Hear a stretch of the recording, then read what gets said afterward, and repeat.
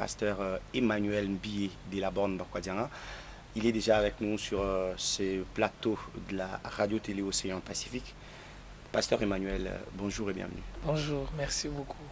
Nous sommes très contents de vous avoir dans cette émission. Moi également. D'accord, merci.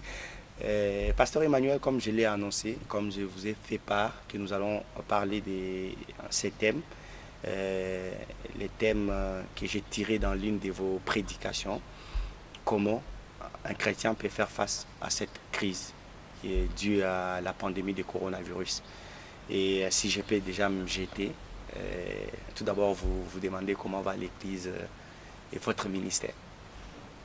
En tout cas, Dieu fait grâce, je crois que tout se passe bien. Ah, d'accord. Avant de parler de notre sujet, j'aimerais vous poser une petite question. Comment vous échangez avec les membres de votre Église pendant cette période de confinement? Bon, pour répondre à cette question, il faut d'abord expliquer c'est quoi une Église. C'est vrai que nous avons tous la perception que l'Église c'est simplement un bâtiment, l'Église c'est les instruments, mais cette situation nous amène à comprendre que l'Église c'est pas un bâtiment, l'Église c'est pas la sonorisation, c'est pas les chaises, l'Église c'est les hommes.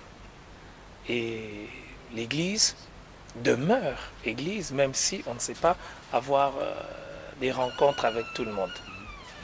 Et maintenant, comment vous prêchez dans votre église, dans les temples, ou quand il n'y a pas de gens, vous pouvez prêcher, ou vous avez pris des dispositions pour arriver à prêcher et atteindre tous les membres? Aujourd'hui, avec l'évolution de la technologie, il y a plusieurs moyens que nous utilisons pour atteindre. Il y a d'abord les médias traditionnels, la radio que nous utilisons pour continuer à nourrir et à partager avec le peuple de Dieu. Il y a aussi les réseaux sociaux qui sont un moyen très important aujourd'hui que nous utilisons pour continuer à prêcher et avoir des moments de partage avec le peuple de Dieu. Voilà, nous allons essayer maintenant de parler de notre sujet, comment un chrétien peut faire face à la pandémie du coronavirus.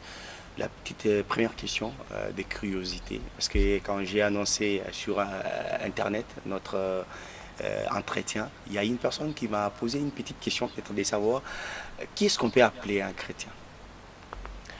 Le chrétien, c'est celui qui a donné sa vie à Jésus, qui accepte Jésus comme son Seigneur et son Sauveur, et qui marche selon la parole de Dieu.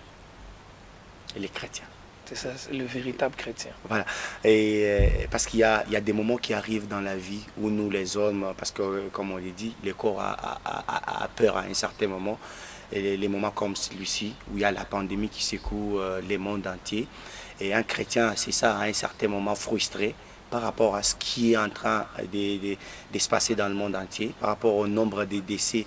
À chaque jour, on parle de 10 000 morts, 2600 morts. Ça fait un peu un mal en tant qu'humain. Maintenant, face à cette situation, comment un chrétien doit se comporter? Le véritable chrétien qui lit la Bible, c'est d'abord que ce sont des choses qui ont déjà été annoncées dans la parole de Dieu. Que vers les temps de la fin, il y aura des temps difficiles.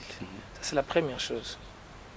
C'est vrai qu'on ne s'attendait pas à une pandémie comme celle-ci, avec une ampleur comme celle que nous voyons. Justement. Mais le chrétien sait que nous sommes dans les temps de la fin et que les temps de la fin est caractérisé par des temps difficiles. Tout commence par là. Parce que celui qui sait que nous traversons les temps de la fin et que les temps de la fin seront caractérisés par ce temps, sa manière de percevoir la crise sera différente. Justement. Notre manière de réagir dépend de comment nous voyons l'événement qui arrive. Deux personnes peuvent vivre le même événement, mais leur réaction est différente. Justement. En fait, le problème, ce n'est pas l'événement, c'est la perception que chacun a de l'événement. Et à vous entendre parler, vous êtes aussi de ceux-là qui pensent que Jésus est en train de venir, parce qu'il y a une diversion d'opinions. Il y a ceux-là qui pensent que Jésus est en train de venir, les scientifiques qui pensent que c'est un système naturel, et ceux-là qui pensent que Peut-être c'est aussi une pandémie créée par les hommes et pour leur fin. On ne sait pas. Peu importe, que ce soit une pandémie créée par les hommes ou un phénomène naturel, Jésus-Christ revient. Et ça, nous le savons. Il y a plusieurs signes qui démontrent que Jésus est en train de venir. Il y a plusieurs prophéties bibliques qui sont en train de s'accomplir. L'une des grandes prophéties bibliques qui s'accomplit, c'est le retour d'Israël sur la terre, là au Moyen-Orient. C'est l'une des grandes prophéties de la Bible qui s'est réalisée, qui doit nous démontrer que Jésus est à la porte. Mais on ne va pas dire qu'après le Covid, Jésus va revenir. Non. Justement. Après le Covid, il y aura encore d'autres événements. Le Covid-19 et toute cette pandémie ne fait partie de tous ces signes annonciateurs du retour de Jésus. Voilà. Et pendant ce temps, parce qu'il y a des mesures prises par-ci, par-là, par les autorités politico-sanitaires, par l'OMS, par les ministères de la Santé, les gouvernements. Et maintenant, un chrétien doit prioriser la prière ou il doit justement respecter aussi toutes ces mesures-là prises par les autorités. Parce qu'il y a celui qui pense que moi, même si je suis atteint du coronavirus, Dieu va me guérir, même si je ne respecte pas toutes ces mesures prises par les autorités. Je pense que ce n'est pas correct de vouloir mettre en opposition la science et la foi. Il y a un scientifique qui a dit: un peu de connaissance vous éloigne de Dieu, mais une très grande connaissance finit par vous rapprocher à lui. Pourquoi on doit mettre en opposition la foi et la science? D'autant plus que ce que la science étudie, c'est les résultats de ce que Dieu a créé. Justement. La science ne fait que constater et se servir des principes qui sont dans la nature, que Dieu a établis. Or, la foi, c'est faire confiance à Dieu. Pourquoi on va mettre en opposition foi et science? S'il faut respecter, je suis médecin de formation, donc je ne vois pas pourquoi on ne doit pas respecter les mesures, sinon c'est être insensé. On doit respecter les mesures barrières, la distanciation sociale, les lavages de mains, on doit les respecter. La foi n'est pas contre cela. Tout en restant dans la prière. Bien sûr. Et parce que l'une des meilleures façons, vous savez, l'une des meilleures façons de faire face à n'importe quelle crise de la vie, c'est d'avoir un fondement. Lorsque vous n'avez pas ce fondement, vous serez ébranlé. Et la nature du fondement que vous avez détermine votre réaction face à tout ce qui peut arriver. Si votre fondement, c'est l'argent, les crises comme celle-ci a un impact social. Si votre seul fondement, c'est l'argent, vous serez ébranlé. Parce qu'il y a des grandes entreprises qui sont en train de faire faillite. Justement. Quand vous entendez des entreprises comme Air France, plusieurs autres entreprises qui sont en difficulté, si votre fondement, c'est l'organisation de la société, toutes les sociétés sont en train de démontrer une défaillance. Notre fondement à nous, c'est Dieu. Et Dieu ne peut pas être ébranlé. Et pour ceux-là qui pensent que c'est une maladie démoniaque, cette maladie sera justement guérie par la forte prière. Peut-être toute la République décrète une journée de prière peut-être. Et puis on prie sur toute l'étendue de la République et la maladie va partir. Moi je crois que prier c'est une très bonne chose. Et je pense que nous devons prier. Mais de là, dire que le Covid-19 c'est quelque chose de démoniaque, j'aimerais avoir beaucoup de réserves. Mais on doit prier. Je crois c'est que beaucoup de choses ne peuvent pas résoudre. La prière peut résoudre cela. Et pasteur, pendant cette période où on a décrété l'état d'urgence et les confinements, oui. Comment un chrétien peut vivre face aux non-chrétiens? Est-ce qu'à un certain moment pendant les confinements, moi je peux manquer quelque chose, et vous êtes chrétien, moi je ne suis pas chrétien, parce que moi selon ce que je connais, un non-chrétien ou c'est quelqu'un qui ne confesse pas la même foi que vous. Et face à ces genres de personnes, comment nous, chrétiens, on doit se comporter? Vous savez, les crises amènent toujours un repli sur soi.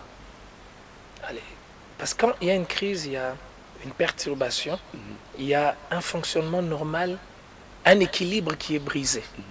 Qu'est-ce qui se passe? Il y a un repli sur soi. Nous voyons cela même dans les grandes nations, avec cette histoire des masques. Chaque pays veut avoir son lot, même au détriment des autres. Mais les valeurs chrétiennes, c'est l'amour, c'est le partage.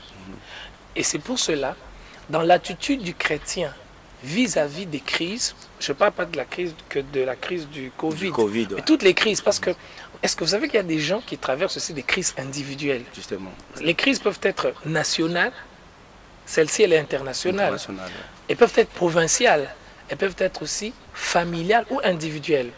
Les crises ont un impact sur nous, notre manière de voir les choses. L'une des choses que les chrétiens doivent faire, ce n'est pas permettre à la crise d'entamer ses valeurs. Vous savez, il y a des personnes qui volent parce qu'ils manquent. Ils trichent parce que si je ne triche pas, je ne vais pas réussir. Il y a des personnes qui se prostituent parce qu'ils disent si je ne me prostitue pas, je n'aurai pas de l'argent pour vivre. Mais le véritable chrétien ne laisse pas les événements qui lui arrivent entacher ses valeurs. Vous savez, une société qui est bâtie sur les valeurs, c'est une société forte. Un homme qui est bâti sur les valeurs, c'est un homme fort. Et le chrétien a des valeurs. Et l'une des valeurs du chrétien, c'est les pardons. Nous voyons Jésus, même à la croix de Golgotha, il prie, Père, pardonne-leur car ils ne savent pas. Donc, les situations qui nous arrivent dans la vie ne doivent pas être des alibis pour renier nos valeurs. C'est très important. Et l'une des valeurs fondamentales du christianisme, c'est l'amour. Et l'amour donne. Le chrétien n'aime pas que celui qui partage la même foi avec lui. Non. Même celui qui ne partage pas la même foi avec lui, le chrétien l'aime. Et à part l'amour, pendant ce temps de crise, j'étais en train de le dire au début, lorsque vous avez posé la question, il y a la manière de percevoir la crise. Il y a des personnes, quand une situation difficile arrive, pour lui c'est la fin. Justement. Pour lui c'est, allez, on ne sait plus quoi faire. On attend la mort, on attend la catastrophe. On attend l'arrivée. Il y a quelqu'un qui a dit, chaque crise est une opportunité. Vous savez, les crises, c'est toujours des opportunités pour faire de nouvelles choses. Les crises, c'est des opportunités pour grandir. Les crises, c'est des opportunités pour découvrir de nouvelles manières pour faire quelque chose. Et je pense que notre problème, particulièrement ici dans notre ville et dans nos pays africains, c'est que nous avons mis foi en opposition avec l'ingéniosité et l'utilisation du cerveau. C'est comme si, quand on accepte le Seigneur Jésus-Christ, c'est fini. Notre cerveau, il est déconnecté. Voilà. On s'est limité. On ne réfléchit plus. On ne pense plus. Les crises, c'est toujours des opportunités pour faire de nouvelles choses, pour aller plus loin encore. Et voilà, pasteur, comme vous parlez de cette crise, parce que dans le monde, aujourd'hui, c'est terrible. Et en République démocratique du Congo, on voit qu'il y a quand même bien nombre de gens qui sont déjà atteints des coronavirus. Mais il y a une opinion qui pense que pour les hommes d'État, pour les présidents, les autorités, Dieu n'exaucera pas leurs prières du fait qu'ils sont des pécheurs. Parce que le fait de faire la politique, en fait, là c'est une opinion, le fait de faire la politique, c'est déjà péché. Parce que la politique, généralement, on dit que c'est du mensonge. Et Dieu, même s'il faut décréter une année de prière, Dieu n'exaucera pas. Non, il faut d'abord revenir au basique. La Bible ne dit pas que faire de la politique, c'est un péché. Non. C'est vrai que le milieu politique, c'est un milieu où il y a beaucoup de travers, beaucoup de perversions. Mais attends, comment nous allons changer la société si nous ne voulons pas présider aussi à la... Parce que la politique, c'est quoi? C'est l'art de gérer la cité. En quoi c'est mauvais? Et parce que peut-être faire tromper, voler... Il y a beaucoup de gens qui se pervertissent en faisant de la politique. Mais cela ne veut pas dire que tous ceux qui font de la politique sont pervertis. Bien sûr, un chrétien qui veut faire la politique doit se rassurer qu'il est assez mature pour garder les valeurs et pour ne pas se laisser pervertir. Mais le chrétien peut faire de la politique. Voilà, nous recevons pour vous pasteur Emmanuel Mbié. Il est pasteur de la bande Bakwadianga. Nous parlons de ces sujets, comment faire face à la crise, comment un chrétien, parce qu'il faut bien déjà les souligner, comment un chrétien peut faire face à la crise. Et pasteur, il y a, quand vous étiez en train de prêcher, vous avez parlé de quelques règles pour faire face à la crise, si je ne m'abuse pas. Et quelles sont ces règles? La première chose, c'est changer votre perception de la crise. Vous savez, ce n'est pas ce qui arrive à l'extérieur de vous qui est très important. C'est comment vous réagissez face à ce qui arrive. Il y a des choses qui nous arrivent, ce n'est pas ça qui nous détruit, c'est notre réaction. Quand vous étudiez, quand vous lisez un peu même sur le plan scientifique ce qui se passe avec le Covid-19, quand ces virus entrent dans votre corps, il y a une phase. Il y a la phase virale, il y a la phase inflammatoire. Celle qui amène beaucoup de complications, c'est la phase inflammatoire. Et la phase inflammatoire, c'est quoi? C'est les réactions de l'organisme face à cette agression. C'est la même chose aussi dans la vie. Le problème, ce n'est pas vraiment ce qui arrive. C'est comment nous réagissons. Il faut regarder comment vous réagissez face à ce qui arrive. Et comment nous réagissons face à ce qui arrive, c'est notre perception des choses. Ne voyons pas les difficultés qui arrivent comme des fatalités. La Bible dit, toute chose concourt au bien de ceux qui aiment Dieu. Et ça, c'est important. Posez-vous toujours la question, qu'est-ce que je peux apprendre par cette situation? Qu'est-ce que je peux changer par cette situation? Qu'est-ce que je peux commencer à faire maintenant que je ne faisais pas hier? La deuxième chose, la deuxième attitude, c'est la foi. Quelle que soit la situation, il faut faire face à la situation avec la foi. Avec la foi, c'est quoi? C'est faire confiance en Dieu. C'est garder sa confiance en Dieu. La troisième chose, c'est tirer les leçons. Tirer les leçons. Que vous soyez, parce qu'il y a des crises qui arrivent parce que nous sommes nous-mêmes responsables. Il y a des crises qui arrivent aussi parce que les autres ont pris des décisions. Il y a des crises qui arrivent comme celle-ci, une maladie qui se déclenche. Il faut être capable de tirer des leçons. Les crises, ce sont les meilleures écoles parfois de la vie. On apprend parfois par les crises. C'est quand on a été parfois déçu, blessé, on a perdu de l'argent. C'est les leçons qu'on apprend pendant cette période sont des leçons très précieuses dans la vie. Il faut tirer des leçons. Tirer des leçons pour aller plus loin. Après avoir tiré des leçons, l'autre chose qu'il faut faire, c'est corriger les choses. Qu'est-ce qu'il faut corriger? Qu'est-ce qu'il faut changer? Qu'est-ce qu'il faut... Parce que à quoi ça sert de tirer des leçons si on ne peut pas matérialiser ces leçons-là par une manière de vivre différente? Voilà, je crois que c'est... D'une manière brève. Justement. Et par rapport à la crise, parce que je suis en train de revoir la prédication du pasteur Emmanuel, justement parce que j'ai reçu un message. Le message dit, pasteur Emmanuel, c'est une bénédiction pour nous ce matin. Il a compris quand même, c'est M. Abel qui nous regarde. Merci beaucoup, le message est bien arrivé. Et je crois que pasteur Emmanuel a bien compris ces messages-là. On accueille, on prend ces messages-là avec cœur, avec tout cœur. Voilà, pasteur Emmanuel, s'il faut revenir à ce que vous avez dit, vous avez dit à un certain moment, il faut tirer des leçons. En tant que vous, pasteur Emmanuel, si ce n'est pas un secret, quelle est la leçon que vous avez tirée de cette crise? Moi, individuellement. Justement, si ce n'est pas un secret. Il y en a nombreuses. La première leçon que, personnellement, nous avons tirée, c'est quel message nous prêchons dans nos églises. Je vais être franc. Quel message? Nous devons revoir ce que nous prêchons dans nos églises. Nous prêchons plus un évangile social, pour que les gens se sentent bien. Nous prêchons des voyages, nous prêchons les voyages, les maternités, les diplômes. Ces choses sont importantes, mais il y a des choses plus importantes sur lesquelles on doit mettre plus d'accent.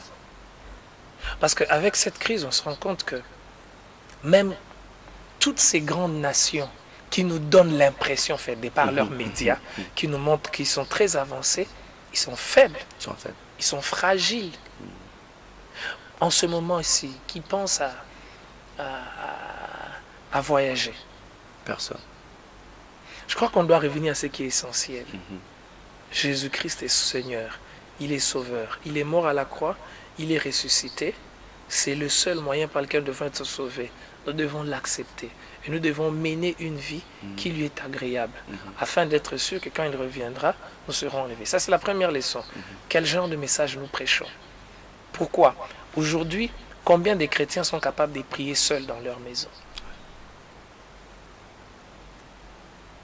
Parfois, nous nous contentons que les gens viennent dans nos rassemblements. On est très contents. Ils sont nombreux. On compte les nombres des membres. Ce n'est pas vraiment ça l'essentiel. Même si je suis partisan de l'évangélisation, je crois que c'est important d'évangéliser. C'est important de gagner les âmes. Mais c'est important que ceux qui viennent dans nos églises soient véritablement des chrétiens, pas des fanatiques. Voilà, nous allons, comme j'étais en train de le dire, nous parlons de ces très bons sujets. Comment un chrétien peut faire face à cette crise? Nous avons appris beaucoup de choses de cette crise. Dieu nous a envoyé une chevelure dans la Bible. Quand vous ouvrez, vous allez trouver une chevelure et vous prenez, vous mettez dans l'eau. Vous avez aussi écouté J'ai aussi suivi ça. Vous savez, les crises... Il y a bien nombre de chrétiens qui ont fait ça. Il y a bien nombre de chrétiens. Mais c'est là que je voulais vous poser cette question. Prenons ça positivement. Et ça, c'est l'une des choses qui sont très bénéfiques dans les crises. Les crises sont toujours révélateurs. Les crises nous révèlent ce que nous sommes nous-mêmes. Parce que tu ne peux pas te connaître quand tu n'as jamais été confronté à certaines situations. Et il y a aussi des personnes qui t'entourent que tu ne connaîtras vraiment pas quand vous n'avez jamais traversé de situation. Les crises sont révélateurs de ce que nous sommes, de ce en quoi nous croyons. Cette situation révèle aussi les croyances des peuples. Ça révèle aussi la fragilité de ce que nous enseignons en fait. Comment un chrétien qui était bien enseigné peut croire qu'il doit prendre sa Bible et chercher les cheveux et mettre les cheveux dans l'eau et boire?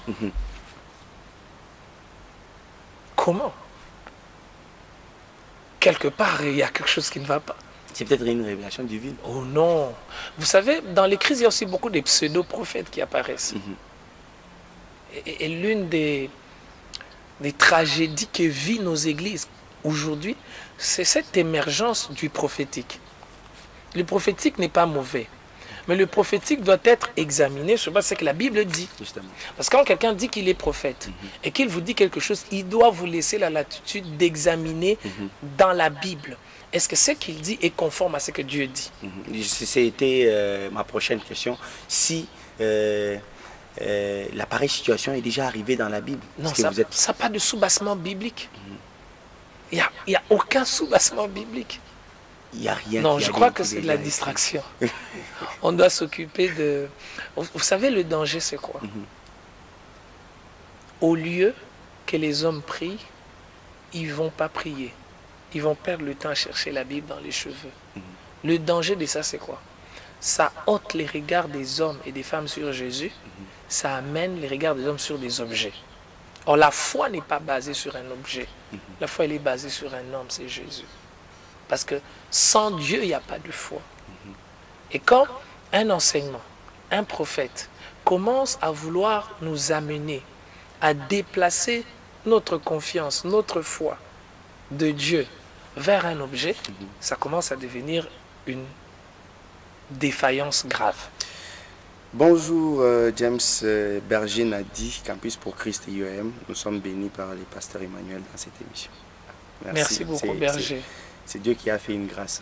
Parce que moi je ne savais pas que pasteur Emmanuel allait venir dans l'émission. Je me disais qu'il avait beaucoup de choses à faire. On m'a posé...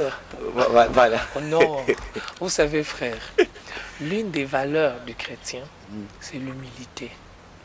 C'est très important. Quel niveau on peut atteindre pour être inaccessible? Est-ce que vous pouvez appeler une personne, on vous dit que laissez les messages, il est occupé, il est fatigué. C'est vrai vous les hommes de Dieu, parce que vous faites tellement de services, beaucoup de services à un même moment, vous êtes appelés ici, par-ci, par-là, les mariages et tout ça, ça vous fatigue à un certain moment. C'est vrai qu'on peut être occupé, c'est vrai qu'on peut être fatigué, mais on est pasteur pourquoi? Pour les hommes.